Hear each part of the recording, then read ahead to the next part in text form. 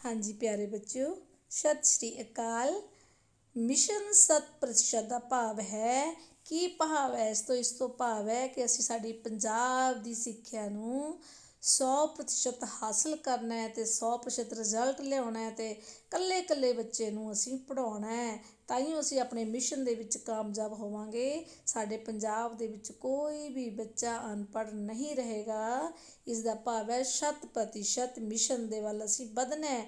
ਤਾਂ ਇਸ ਨੂੰ ਅਸੀਂ ਪੂਰਾ ਕਰਨ ਵਾਸਤੇ ਸਾਡੇ ਸਿੱਖਿਆ ਵਿਭਾਗ ਨੇ ਸਾਡੇ ਲਈ ਸਾਰੇ ਸਬਜੈਕਟਾਂ ਦੀ ਤਿਆਰੀ ਦੇ ਲਈ ਸਾਨੂੰ ਇਹ ਛੋਟੇ ਭਾਗਾਂ ਦੇ ਵਿੱਚ ਸਾਨੂੰ ਕੀ ਕੀਤਾ ਵੀ ਇੱਕ ਅਭਿਆਸ ਦਿੱਤੇ ਨੇ ਜੋ ਕਿ ਅਸੀਂ ਹੱਲ ਕਰਨੇ ਨੇ। ਜਿਹੜੇ ਬੱਚੇ ਅੱਛੇ ਢੰਗ ਦੇ ਨਾਲ ਸੁਣਨਗੇ ਕਰਨਗੇ ਤਾਂ ਕਦੇ ਵੀ ਜ਼ਿੰਦਗੀ ਦੇ ਵਿੱਚ ਮਾਰ ਨਹੀਂ ਖਾਣਗੇ।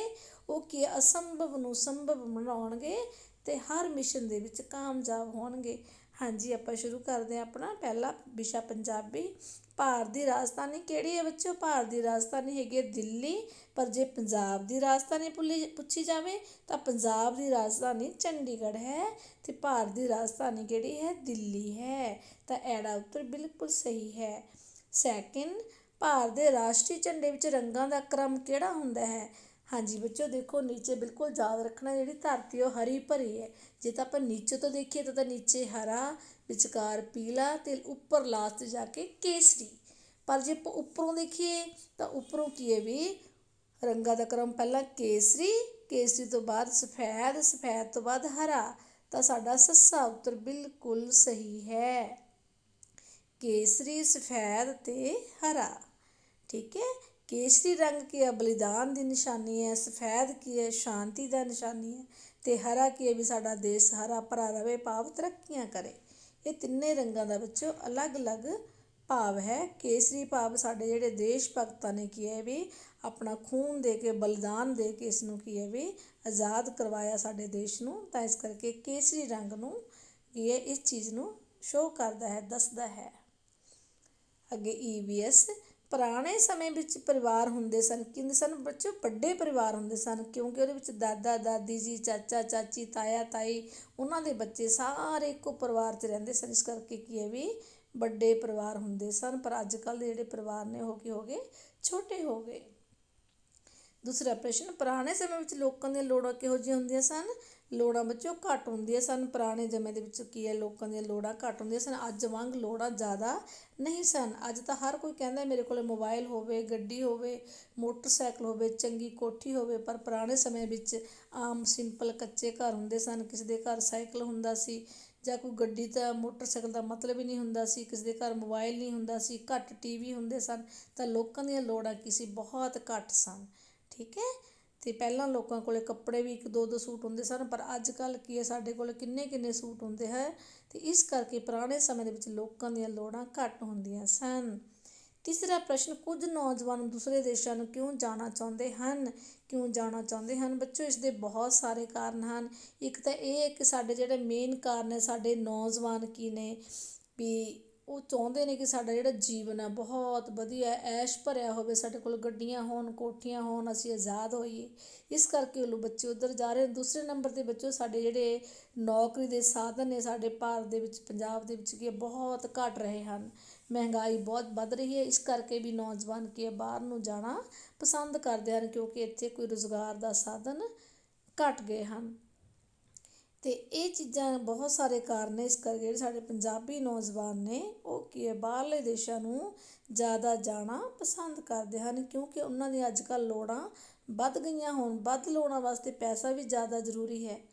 ਠੀਕ ਹੈ। ਇਹਨਾਂ ਜ਼ਰੂਰਤਾਂ ਨੂੰ ਪੂਰਾ ਕਰਨ ਵਾਸਤੇ ਉਹ ਕੀ ਹੈ ਬਾਹਰਲੇ ਦੇਸ਼ਾਂ ਨੂੰ ਜਾ ਰਹੇ ਹਨ।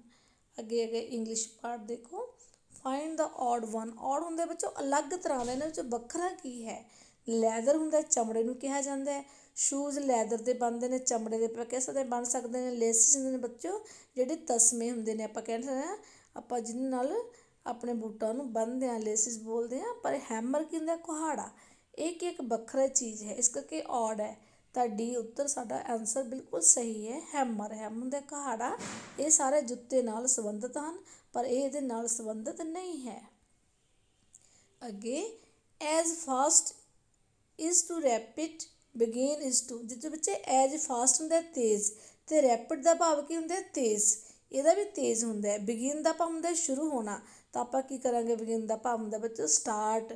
ਬਿਗਨ ਦਾ ਮਤਲਬ ਵੀ ਸਟਾਰਟ ਹੁੰਦਾ ਸ਼ੁਰੂ ਹੋਣਾ, ਅਤੇ ਸਟਾਰਟ ਦਾ ਮਤਲਬ ਹੁੰਦਾ ਸ਼ੁਰੂ। ਫਾਸਟ ਤੇਜ਼, ਰੈਪਿਡ ਵੀ ਤੇਜ਼, ਇਸ ਕਰਕੇ ਬਿਗਿਨ ਦੇ ਨਾਲ ਕਿਹੜਾ ਮੈਚ ਕਰ ਰਿਹਾ, ਡੀ ਵਾਲਾ ਪਾਰਟ ਸਟਾਰਟ ਸ਼ੁਰੂ। ਅੱਗੇ ਗਣਿਤ ਦੇਖੋ ਬੱਚੋ, ਹੇਠਾਂ ਦਿੱਤੇ ਗਏ ਗਿਣਤਾਰੇ ਦੀ ਦਰਸਾਈ ਗਈ ਸੰਖਿਆ ਦੱਸੋ। ਦੇਖੋ ਇਕਾਈ ਦੇ ਵਿੱਚ ਕਿੰਨੇ ਨੇ ਬੱਚੋ, ਇਕਾਈ 'ਚ ਪਹਿਲਾਂ ਆਪਾਂ ਗਿਣਾਂਗੇ 1 2 3 4 5 6 7। ਇਹਦਾ ਮਤਲਬ ਇਕਾਈ 'ਤੇ ਸਾਨੂੰ 7 ਅੰਕ ਚਾਹੀਦੇ ਨੇ, 7 ਲਿਖਿਆ ਹੋਣਾ ਚਾਹੀਦਾ ਹੈ। ਦਹਾਈ 'ਤੇ ਕੋਈ ਅੰਕ ਨਹੀਂ ਹੋਣਾ ਚਾਹੀਦਾ ਕਿਉਂਕਿ 0 ਹੈ, ਇੱਥੇ ਵੀ 0 ਹੋਣਾ ਚਾਹੀਦੇ ਆ। ਦਹਾਈ ਅਤੇ ਸੈਂਕੜੇ 'ਚ ਭਾਵ ਨਾ ਸੈਂਕੜੇ ਵਾਲੀ ਸੰਖਿਆ ਸਾਡੇ ਕੋਲ, ਨਾ ਦਹਾਈ ਵਾਲੀ। ਹਜ਼ਾਰ 'ਚ ਬੱਚੋ 3 ਅਤੇ 10,000 ਦੇ ਵਿੱਚ ਵੀ 3, ਭਾਵ 3 3 0 0 7।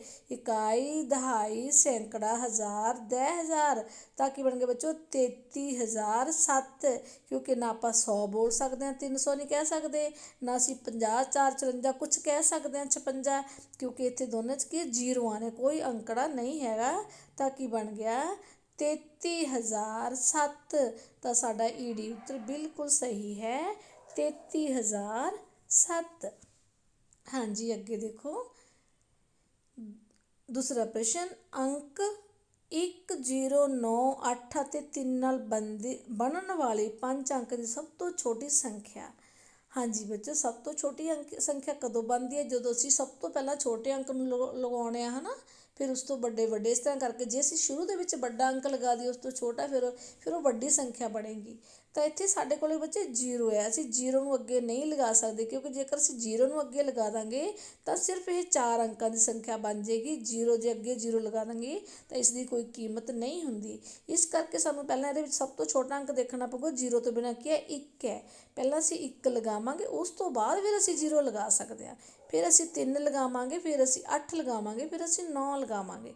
ਤਾਂ ਬੱਚੋ ਕਿਹੜਾ ਦੇਖੋ ਐੜਾ ਉੱਤਰ 1 0 3 9 8, ਹੈ ਨਾ, ਇਹ ਗਲਤ ਹੈ ਨਾ, ਤਾਂ 98 ਬਣ ਗਿਆ। ਤਾਂ ਅਸੀਂ ਕੀ ਲਗਾਵਾਂਗੇ, ਇਹ ਵਾਲਾ ਬਿਲਕੁਲ ਇਹ ਨਹੀਂ ਬੱਚੋ, ਇਹ ਆ ਗਿਆ 1 0 3 8 9। ਇਕਾਈ, ਦਹਾਈ, ਸੈਂਕੜਾ, ਹਜ਼ਾਰ, 10,000, 10,399 5 ਅੰਕਾਂ ਦੀ ਛੋਟੀ ਤੋਂ ਛੋਟੀ ਸੰਖਿਆ ਹੈ। ਬਾਕੀ ਤੁਸੀਂ ਦੇਖੋਗੇ ਕੋਈ ਛੋਟੀ ਸੰਖਿਆ ਨਹੀਂ ਬਣੇਗੀ। ਦੇਖੋ ਇੱਥੇ 99 ਹੈ, ਇੱਥੇ ਕੀ ਹੈ, ਕੀ ਆ ਜਾਏਗਾ ਬੱਚੋ 1 ਲੱਖ ਆ ਜਾਏਗਾ ਨਾ, 30,000 ਕੀ ਹੋ ਗਿਆ, ਠੀਕ ਹੈ, ਪਰ ਗਲਤ ਹੈ ਨਾ। ਹਾਂਜੀ ਇੱਥੇ ਕੀ ਬਣ ਗਿਆ, ਹਾਂਜੀ ਕਿੰਨਾ ਬਣ ਗਿਆ, ਇਕਾਈ, ਦਹਾਈ, ਸੈਂਕੜਾ, ਹਜ਼ਾਰ, 10,000, 13,099 ਬਣ ਗਿਆ। ਇੱਥੇ ਕਿੰਨਾ ਹੋ ਗਿਆ ਬੱਚੋ 10,000 ਆ ਗਿਆ। ਇਸ ਕਰਕੇ ਕੀ ਹੈ, ਇਹ ਵਾਲੀ ਜਿਹੜੀ ਸੰਖਿਆ ਹੈ ਸੱਸਾ ਉੱਤਰ ਸਹੀ ਹੈ। ਅੱਗੇ ਹਿੰਦੀ ਦਾ ਦੇਖੋ, ਸਹੀ ਸ਼ਬਦ ਪਰ ਘੇਰਾ ਲਗਾਏ। ਮਿਸ਼ਰੀ ਬੱਚੋ, ਮਿਸ਼ਰੀ ਹਿੰਦੀ ਦੇ ਵਿੱਚ ਜਿਹੜੀ ਮਿੱਠੀ ਮਿੱਠੀ ਹੁੰਦੀ ਹੈ ਤੁਹਾਡੇ ਵਰਗੀ, ਉਹ ਇੱਦਾਂ ਲਿਖੀ ਜਾਂਦੀ ਹੈ ਸ਼੍ਰੈ, ਠੀਕ ਹੈ ਨਾ, ਮਿਸ਼ਰੀ। ਤਾਂ ਸੈਕੰਡ ਆਪਸ਼ਨ ਹੈ ਜਿਹੜਾ ਕਿ ਬਿਲਕੁਲ ਸਹੀ ਉੱਤਰ है। सेकंड देखो, कौन सा वाक्य पाठ से संबंध नहीं रखता। हाँ जी बच्चों, अपना की है, हाँ, हमें प्रतिदिन स्नान करना चाहिए, हमें अपनी बात सोच समझ कर बोलनी चाहिए, हमें झुक कर बोलना चाहिए, हमें हंस कर बोलना चाहिए। हाँ जी बच्चों, ਜਿਹੜਾ ਪਹਿਲਾ ਲੈਸਨ ਹੈ ਤੁਹਾਡਾ फर्स्ट पार्ट, पहला अध्याय है, चैप्टर है, ਤਾਂ ਉਸ ਵਿੱਚ ਕੀ ਲਿਖਿਆ ਹੈ ਬੱਚੋ, जब बोलो तब हंस कर बोलो, है ना। ਤਾਂ ਉਹਦੇ ਵਿੱਚ ਕੀ हंस कर बोलो के लिए कहा है ना, बहुत समझ सोच कर बोलने के लिए कहा है, झुक कर बोलने के लिए कहा गया है, पर उसमें प्रतिदिन स्नान करने के लिए नहीं कहा गया है। इसलिए यह वाक्य जो फर्स्ट वाला है पहला भाग, ये पाठ से संबंधित नहीं है। तो फर्स्ट की उत्तर पहला भाग हमारा सही उत्तर है। यह सारी पंक्ति है ਜਿਹੜੇ वाक्य ने यह सारी कविता से संबंधित हैं। हमें सोच समझ कर बोलना चाहिए, हंस कर बोलना चाहिए, झुक कर बोलना चाहिए, ठीक है। हाँ जी बच्चों, ਮੇਰੇ ਹਿਸਾਬ ਨਾਲ ਤੁਹਾਡੇ ਸਾਰੇ ਪਾਰਟ ਮੈਂ ਕਰਵਾ ਚੁੱਕੀ। ਜੇਕਰ ਕੋਈ ਗਲਤੀ ਹੋ ਗਈ ਹੋਵੇ ਤਾਂ ਆਪਾਂ ਕੱਲ੍ਹ ਦੇਖਾਂਗੇ ਪਲੀਜ਼, ਕਿਉਂਕਿ ਅੱਜ ਪਹਿਲੀ ਵਾਰ ਆਇਆ ਇਹ। ਮੈਨੂੰ ਉਮੀਦ ਹੈ ਕਿ ਮੇਰੇ ਸਾਰੇ ਬੱਚੇ ਅੱਛੇ ਢੰਗ ਨਾਲ ਸੁਣਨਗੇ, ਸਮਝਣਗੇ ਅਤੇ ਸਾਰੇ ਕੁਐਸਚਨਾਂ ਨੂੰ ਆਪਣੀ ਕਾਪੀ ਦੇ ਉੱਤੇ ਸਹੀ ਢੰਗ ਦੇ ਨਾਲ ਉਤਾਰਨਗੇ, ਠੀਕ ਹੈ ਬੱਚਿਓ। Okay bye, have a nice day. ਮਿਲਦੇ ਹਾਂ ਕੱਲ੍ਹ ਫਿਰ।